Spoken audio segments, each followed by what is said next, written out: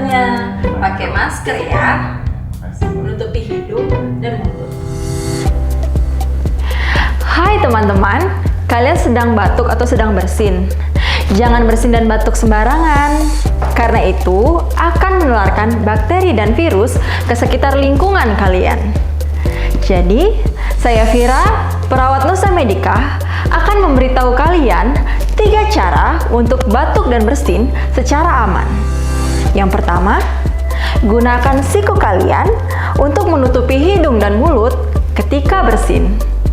Yang kedua, kalian bisa gunakan tisu untuk menutupi hidung dan mulut kalian, sehingga bakteri dan virus tidak akan menyebar ke lingkungan kalian.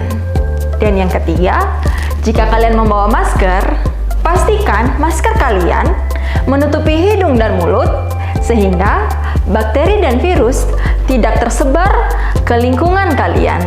Jangan lupa, ketika kalian sudah selesai menggunakan tisu atau masker ketika bersin, jangan lupa untuk buang di tempat sampah, karena itu bisa menjadi sumber penyakit bagi lingkungan sekitar kalian.